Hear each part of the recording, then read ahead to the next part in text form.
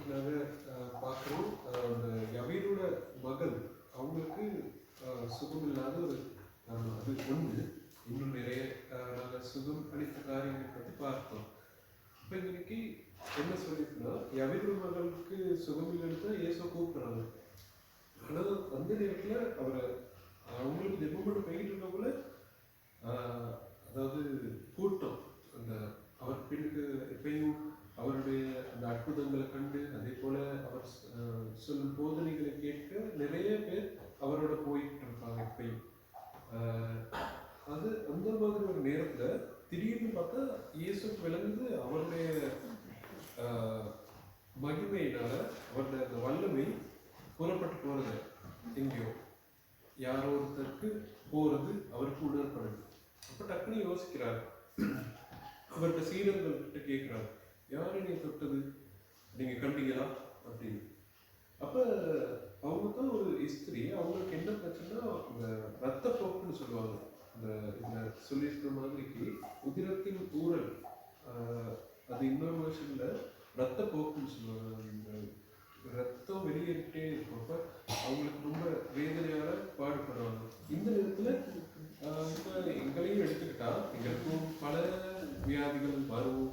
சில நேரங்களில் இங்கே கூட நாங்கள் கிளினிக் போகிறவங்க இருப்போம். அப்படியான நேரங்களில் நிறைய செலவுகள்லாம் இருக்கும்.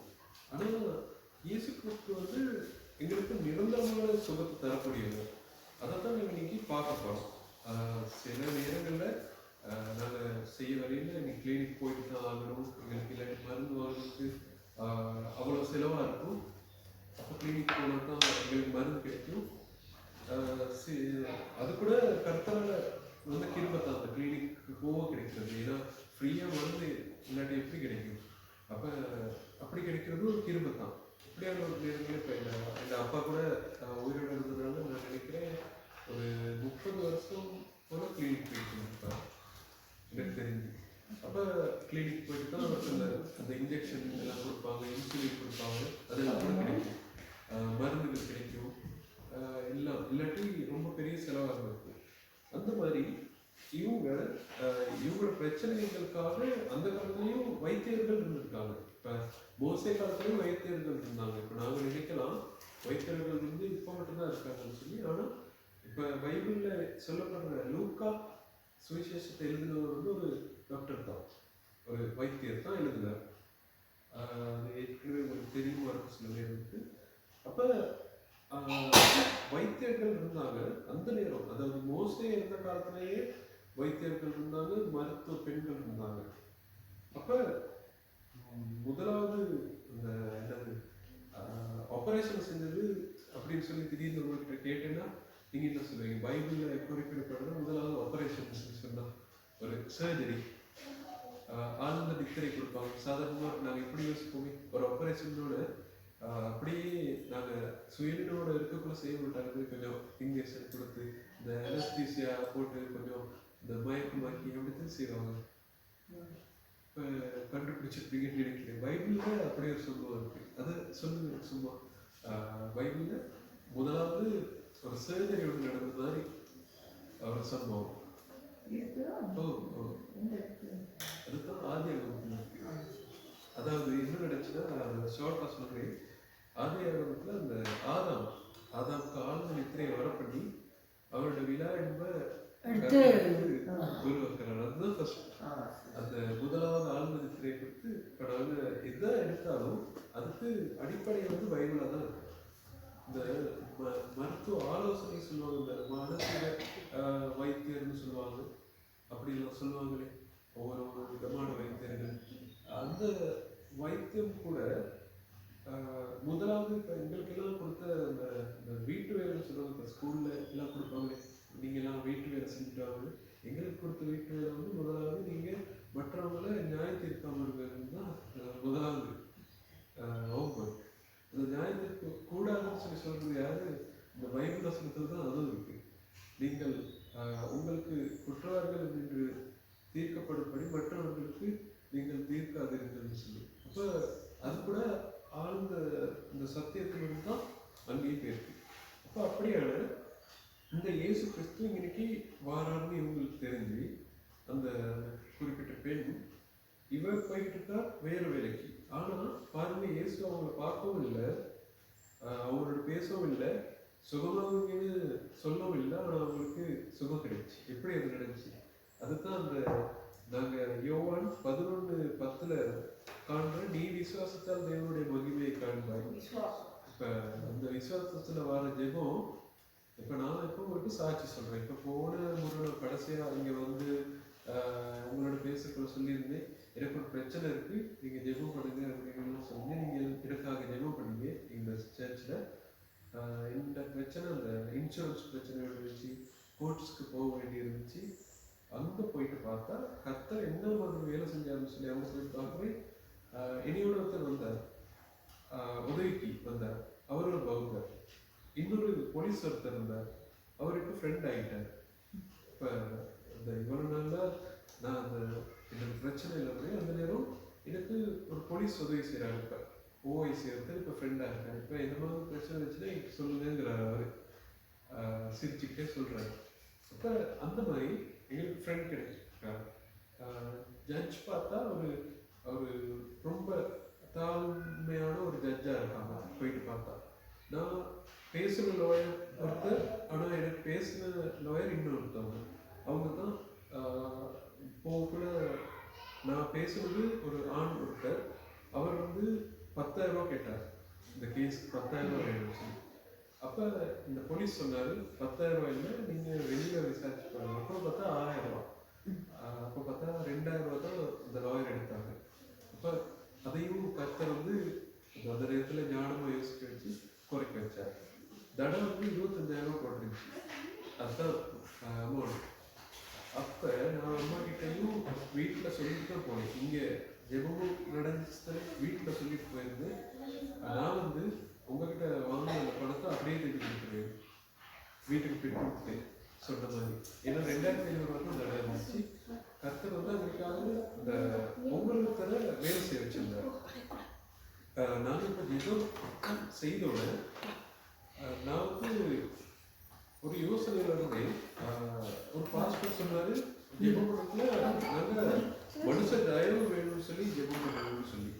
அப்போ நான் யோசிச்சேன், எனக்கு கர்த்தர் இருக்கும் போது மனுஷன் எதுக்கு அப்படின்னு சொல்லி நான் யோசிச்சேன். அது வந்து யோசிச்சு ஒரு 3 கிழமை தான் யோசிச்சிருக்கு. ஆனால் கர்த்தர் கிரியை செய்யறதுக்கு மனுஷத்துல பயன்படுத்துறாருன்னு சொல்லி நான் நேரடியாக கண்டேன் அன்னைக்கு. அப்போ நாங்கள் ஜெபம் பண்ணுறோம்.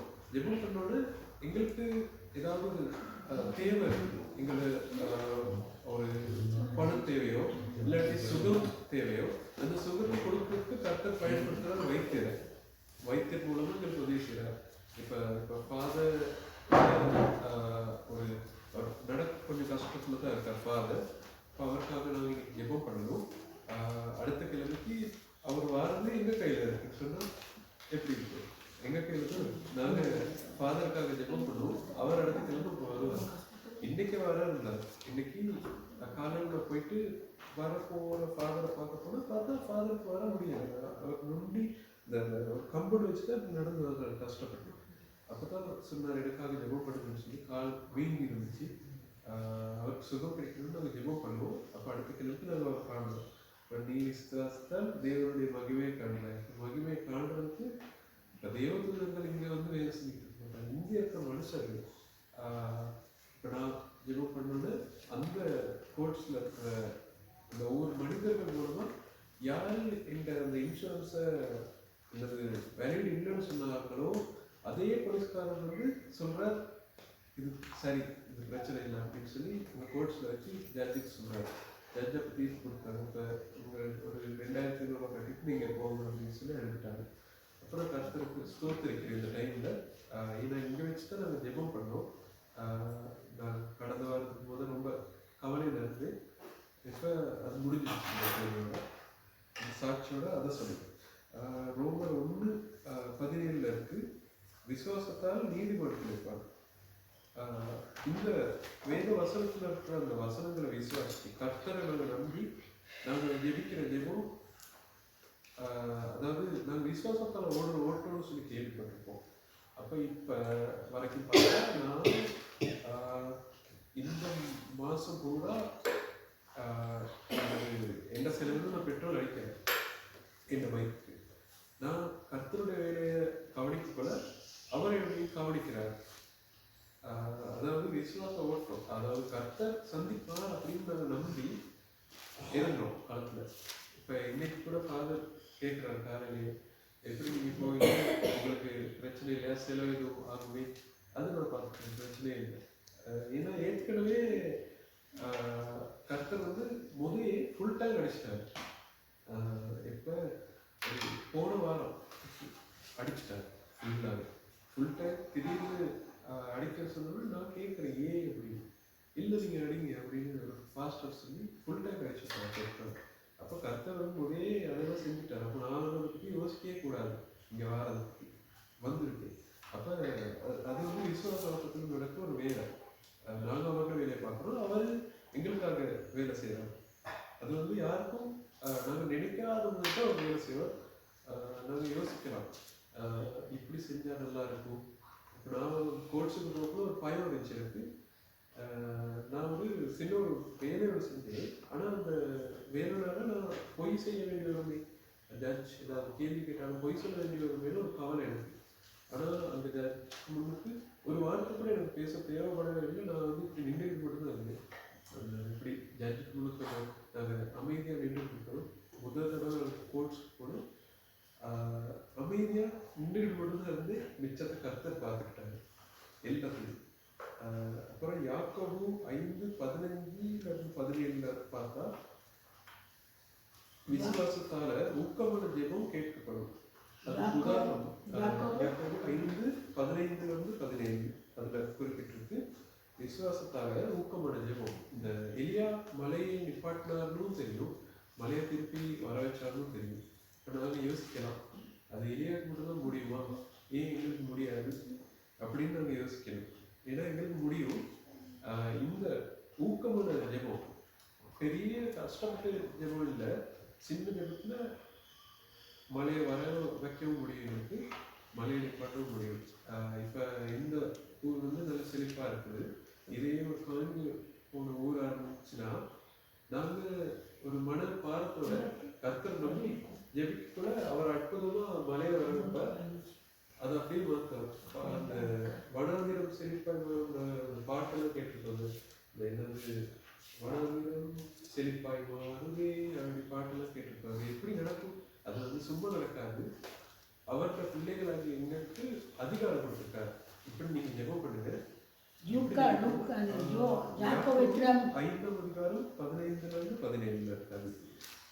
அப்ப விசுவாசத்தான ஊக்கமான ஜெபம் கேட்கப்படுவதற்கு அந்த எலியாவோட கதை ஒரு உதாரணம். எலியாவுக்கு என்ன நடந்துச்சு? எலியா கர்த்தருடைய வேலையை செய்த ஒரு மனுஷன். அப்ப அதே மாதிரி கர்த்தருடைய வேலையை நானும் கேட்கல, அவர் எங்களை ஜெபத்தை கேட்பார், எங்களுக்கு உதவி செய்வார். மத்தேயு 7:7 இருக்கு. கேளுங்கள் தரப்படும், தட்டுங்கள் திறக்கப்படும். மத்தேயு 7:7.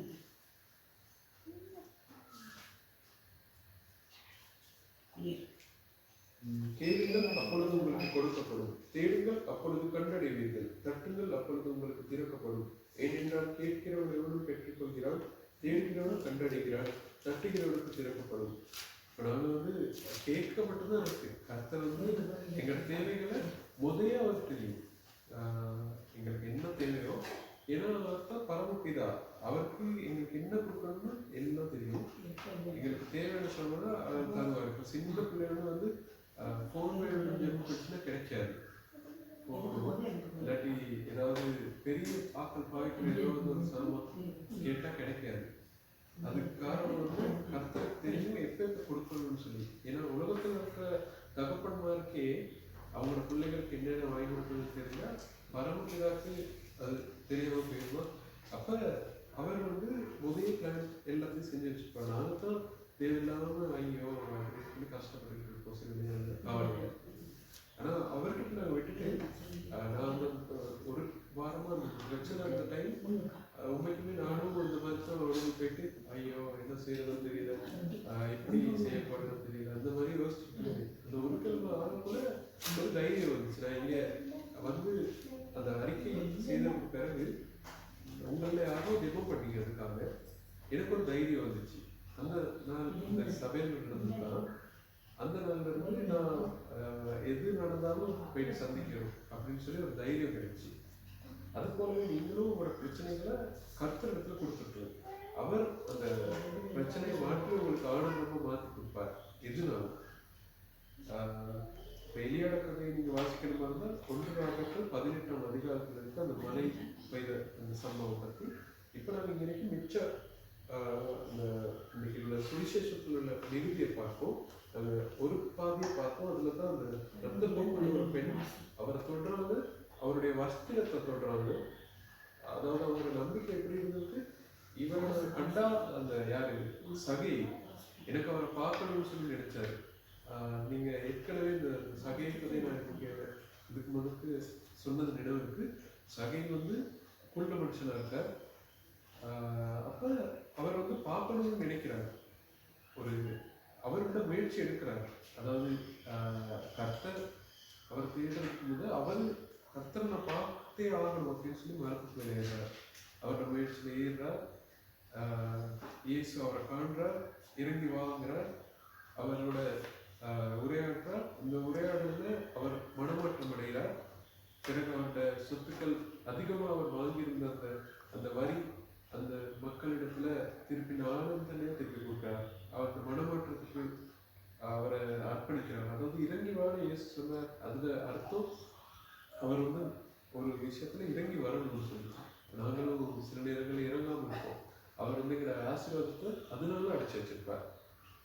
அவர் சொல்லுவார், ஏதாவது உதாரணத்துக்கு இருக்கும், குடியை இருக்கும், நீ குடிச்சா உனக்கு இந்த ஆசீர்வாதம் கிடைக்காது. அதாவது சில நேரத்துக்கு நம்ம எங்கேயாவது வேலை செஞ்சுக்கிட்டு இருப்போமா இருக்கும். அப்போ குடியில சில நேரத்துக்கு அடிமை இருக்கும். இயேசு உங்களுக்கு உணர்த்திருப்பார் குடிக்க வேணாம்னு சொல்லி. நாங்களும் எத்தனையோ வருஷமா அந்த வேலையிலேயே இருப்போம். ஒரே ஒரு ப்ரமோஷனும் இல்லை, ஒன்றும் இல்லை. இப்போ கர்த்தர் வந்து அந்த நேரத்தில் குடிய வேணும்னு சொல்லுவார், ஆனால் கேட்க மாட்டோம். அப்போ அந்த ஆசீர்வாதம் கிடைக்காது. அப்போ ப்ரமோஷனும் இல்லை. ஆனால் அவர் சொல்லக்குள்ள நம்ம கேட்டு அவருக்காக இறங்கி வந்த மாதிரி விஷயத்துல அவர் வந்து அதுக்கு சேர்த்து செய்வார். அதாவது நாங்கள் ஏதாவது ஒரு விஷயத்தை அடையிறதுக்கு ஏதாவது ஒரு விஷயத்தை இழக்க வேண்டியது. அதுதான் அதுல இருந்து நம்ம தெரிவிக்க வேண்டியது.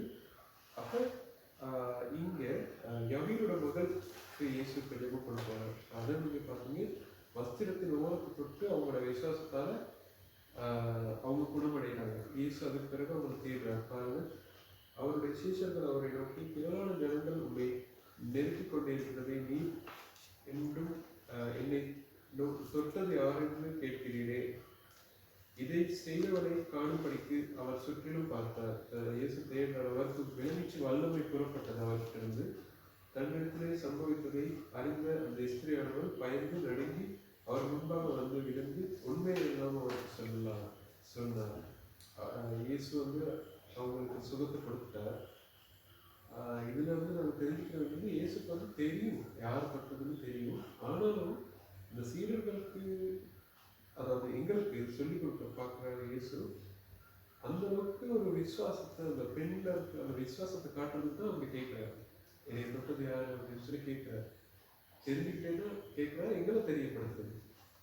நாங்கள் அந்த அளவுக்கு விசுவாசம் உள்ளவர்களாக தான் ஜெபம் பண்ணணும் அப்படின்னு சொல்லி நாங்கள் இன்னைக்கு கற்றுக்கிறோம்.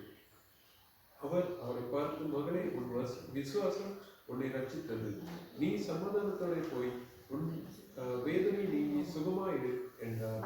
அவர் இப்படி பேசிக்கொண்டிருக்கேன், ஜெப ஆலய தலைவனுடைய வீட்டிலிருந்து சிலர் வந்து, உம்முடைய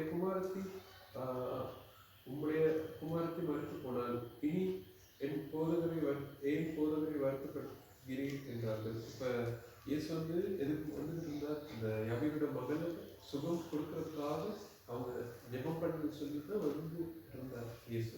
ஆனால் இப்போ என்ன நடந்துச்சு, இயேசு இந்த இடத்துல உரையாடி கொண்டு இருக்கக்குள்ளே அந்த கேள்விப்படுறாங்க, அந்த யவீரோட, அதாவது ஜெபாலய தலைவனுடைய மகள் இறந்துட்டாங்க சொல்லி. சில நேரத்துக்கு கோவத்தோடையும் சொல்லியிருக்கலாம், இவங்க வராதனால தான் இவங்க செத்துட்டாங்க அந்த மாதிரி சொல்லியிருக்கலாம். அதுக்கு பிறகு அவங்க அவரை நகைக்கிறாங்க. பாருங்க, சொல்லுவார்த்தை இயேசு கேட்டோடு ஜெபாலயத்தை தலைவனை நோக்கி, பயப்படாதே, விசுவாசம் உள்ளவனாக இரு என்று சொல்லி பேதுருவையும் யாக்கோபையும் யாக்கோபின் சகோதரன் யோவானையும் தவிர வேறொருவரும் தம்முடைய வருகிறதற்கு இடம் கொடாமல் எவ்வாறு தலைவனுடைய வீட்டிலே வந்து சந்தடியை மிகவும் அழுது புலம்புகிறவர்களை கண்டு உள்ளே பிரவேசித்து, நீங்கள் சந்தடி பண்ணி அழுகிறது என்ன? பிள்ளை மறிக்கவில்லை, நித்திரையா இருக்கிறாள் என்றார். அதற்காக அவரை பார்த்து நகைத்தார்கள். எல்லாரும் சிரிச்சிருக்காங்க இயேசு பார்த்த அந்த நேரம். அவங்க வந்து இறந்துட்டாங்கன்னு சொல்லி மக்கள் எல்லாருக்கும் தெரிஞ்சிருச்சு. இயேசு அவங்க வர அவர் நித்தியா இருக்கிறாருன்னு சொன்னோன்னா எல்லாருக்கும் சிரிப்பா இருக்கு. ஆனாலும் இயேசு கிருபையா அந்த இடத்துல அவங்களை எழுப்புறார். அவங்கள மருத்துவர்களிலிருந்து அந்த பெண்ணை எழுப்புறார். எப்படி எழுப்புறார்? உள்ளே பிரவேசத்தை நீங்கள் நகைத்ததுக்கு பிறகு பிள்ளையின் கையை பிடித்து தலித்தா பூமி என்றார். அதற்கு சிறு பெண்ணை எழுந்தீர் என்று உனக்கு சொல்லுகிறேன் என்று அர்த்தம். அரபேய மொழியில தலித்தா பூமி அப்படின்னு சொன்னா சிறு பெண்ணை எழுந்தீர் அப்படின்னு அர்த்தம். உடனே சிறு பெண் எழுந்து நடந்தார். அவள் 12 வயதுள்ளவளாய் இருந்தாள். அவர்கள் மிகுந்த ஆச்சரியப்பட்டு பிரமித்தார்கள். அதை ஒருவருக்கும் அறிவியாதபடி அவர்களுக்கு உறுதியாக கட்டளையிட்டு அவர்களுக்கு ஆகாரம் கொடுக்கும்படி சொன்னார். அப்ப இயேசு வந்து அந்த பெண்ணை சுகமாக்கிட்டார். ஆனா அந்த நேரத்துல யோசிச்சு பாருங்க, சில பேர் வந்து யோசிச்சுட்டு இருந்தாங்க, இவர் இயேசு வரவும் இல்லை, எப்படி ஒரு சுகமாக்கணும்னு சொல்லி அவங்க நகைப்பா இருந்தாங்க. இயேசு கிருபையினால அவங்களை எழுப்பிட்டார். நாங்க அடுத்ததா நிருப வாக்கியத்தில் உள்ள அதை பற்றி பார்ப்போம். 2 கொரிந்தியர் 8ஆம் அதிகாரம் 7 to 15 வரை.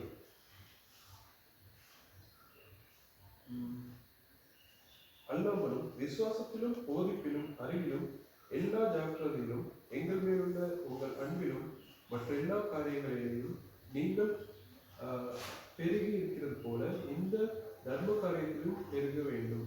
இதை நான் கட்டளையாக சொல்லாமல் மற்றவர்களுடைய ஜாக்கிரதையை கொண்டு உங்கள் அன்பின் உண்மையை சோதிக்கும் பொருட்டே சொல்கிறேன். நம்முடைய கர்த்தராகிய இயேசு கிறிஸ்துவின் கிருபையை அறிந்திருக்கிறீர்கள். அவர் ஐஸ்வர்யமாய் இருந்தும் நீங்கள் அவருடைய தரித்திரத்தினாலே ஐஸ்வர்யம் ஆகும்படி உங்கள் நிமித்தம் தரித்திரனாகவே. இயேசு வந்து அந்த பரலோகத்தை விட்டு எங்களுக்காக அவர் வந்தார், எங்களை உயர்த்துறதுக்காக. நாங்கள் ஏற்கனவே இந்த விஷயத்தை நாங்கள் பார்த்தோம் இந்த வருஷத்துல. அப்ப இயேசு தன்னை தாழ்த்துறாரு எங்களை உயர்த்துறதுக்காக. முதல்ல சொன்னது போல நாங்கள் ஒரு விஷயத்த இழக்க வேண்டி வரும், ஏதாவது ஒரு விஷயத்தை பெற்றுக்கொள்வதற்கு. ஒரு ஆசீர்வாதம் தரையா இருக்கிறதுனா எங்ககிட்ட இருக்கிற ஏதோ ஒரு குறை அதுக்கு காரணமாக இருக்கும். அதை நாங்கள் கர்த்தரிடத்துல சொல்லி அதை விட்டுவிட்டோம்னா எங்களுக்கு அந்த ஆசீர்வாதம் கிடைக்கும். அது அடைக்கப்பட்ட கதவுகள் தீர்க்கப்படும். அப்போ அது போலவே இந்த விசுவாசத்துல நாங்கள் என்னது ஐஸ்வர்யம் உள்ளவர்களாக இருக்கிறோம் அப்படிங்கிற வசனம் சொல்லுது. போதிப்பிலும் அறிவிலும் எல்லா ஜாக்கிரதையிலும் எல்லாத்துலேயும் நாங்கள் கவனமாக இருக்கிறோம். சில விஷயங்கள் மட்டும் பார்த்துட்டு இது மட்டும் தான் நினைச்சிடக்கூடாது. இந்த பைபிளில் சில நேரத்துக்கு இன்னைக்கு கேட்டது மட்டும் இல்லை, எந்த நாளும் கேட்டது எல்லாமே எங்களுக்கு நல்ல விஷயங்கள் தான். எல்லாமே எதிர்பார்க்குறாங்க. அன்னைக்கு நான் சொல்ல போகிறேன், அந்த போலீஸ்காரன் உதாரணமாக காட்டினேன். இது தாங்க அது தாங்க எல்லாம் கேட்டாங்க. பாலபத்திரக்கோ லைசன்ஸ் இன்சூரன்ஸ்க்கோ எல்லாம் கேட்கறதுல அது ஏதாவது ஒரு சமயம் இல்லாட்டி அது பிளத்தான். அதுதான் நான் இன்னைக்கு அந்த உதாரணத்தை உங்களுக்காக சொன்னேன். அது போல நாங்கள் பரலோக ராஜ்யத்துக்கு அந்த போகிற நேரத்தில் அந்த இடத்துல நியாயத்தீர்ப்பு டைம் வந்ததுக்கு பிறகு கர்த்தர் உங்களை பார்த்து கேட்பார். கேட்கக்குள்ள நாங்கள் பதில் சொல்லக்கூடியவங்களா கணக்கு காட்ட வேண்டியவர்களா இருப்போம். அப்போ நான் ஏற்கனவே சொன்னதுலேயே திருப்பி சொல்கிறேன். நாங்கள் எந்த நாளும் சர்ச்சுக்கு போகிறோம். நான் பாடகுழுலாம் இருந்தேன். நான் தான் சர்ச்சில் கிட்டார் வாசித்தேன், நான் தான் ஓவன் வாசித்தேன், நான் தான் சர்ச்சில் பெல் அடித்தேன், நான் தான் சர்ச்சை கூப்பிடுவேன் அப்படின்னு சொல்லி நாங்கள் பெருசாக சொல்லிக்கிட்டு இருப்போம். ஆனால் நீ என்ன செய்யலே அப்படின்னு சொல்லி ஒரு வார்த்தையில் நாங்கள் அவனுக்கு தலைக்கூடியவங்க இருப்போம். அந்த நேரம் எத்தனை ஆத்மாக்கள் நீ ஆதாயப்படுத்தின, உன்னால எத்தனை பேருக்கு நன்மை அடைஞ்சிச்சு அப்படின்னு கேட்கக்குள்ள நாங்கள் வந்து சில நேரங்களில் தலைக்குடிய வேண்டியவர்களாக இருப்போம். அது உதாரணம், நான் உங்களுக்கு சொல்லலை, நீங்கள் சேர்த்து தான் சொல்கிறேன். நாங்கள் எல்லா இதுலேயும் நீதிமன்களாக இருக்கோம். நீதிமன்கள்னா எல்லா இந்த பாவத்தில் இருந்து விலகி எல்லா விஷயத்துலையும் நாங்கள் ஐஸ்வர்யம் உள்ளவர்களாக இருக்கணும்னு கருத்தை சொல்கிறாங்க. உங்களுக்கு இத்துடன் நான் நிறைவு செய்கிறேன். நாங்கள் ஜெபிப்போம். ஒவ்வொருவரும் அந்த நேரத்தில் உணர்ந்து கொள்வோம். விதத்திலே நாங்கள் நன்மை செய்யாமல் போனவர்கள் நாங்கள் ஒவ்வொரு நாங்கள் எங்களுடைய பாவங்களை அறிக்கை செய்கிறோம். ஆனால் நாங்கள் செய்யாமல் இருக்கிற நன்மைகளை குறித்து நாங்கள் யோசிப்பதில்லை. இந்த நேரத்திலே நாங்கள் யோசிப்போம்.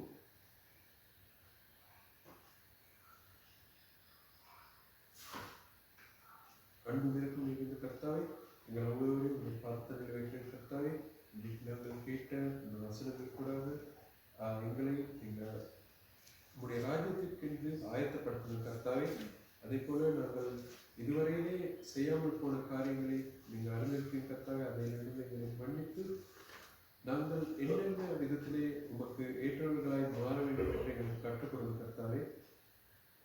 அதே போல நீர் வருகிறீரானால் உங்களுடைய ராஜ்யத்திலே எங்களை சேர்த்துக் கொள்ளும்படி இந்த நேரத்திலே நாங்கள் தாழ்மையை கொண்டாடுகிறோம் கர்த்தாவே. அதே போல இன்றைக்கு நாங்கள் கேட்ட ஒவ்வொரு வார்த்தைகளையும் எங்களுடைய இருதயத்தில் எழுதியவர்களும் கர்த்தாவே, எங்களுக்கு நினைவூட்டும் கர்த்தாவே, நம்முடைய பரிசுத்தாவியர்களாக எங்களுக்கு வெளிப்படுத்தும் கர்த்தாவே, நாங்கள் செய்ய வேண்டிய காரியங்களை கற்றுக்கொள்ளும் கர்த்தாவே, எங்களை வழிநடத்துங்க. அனைத்து காரியங்களும் நம்முடைய பாதத்திலே வைக்கிறேன் கர்த்தாவே. இயேசு கிறிஸ்துவின் பெயராலே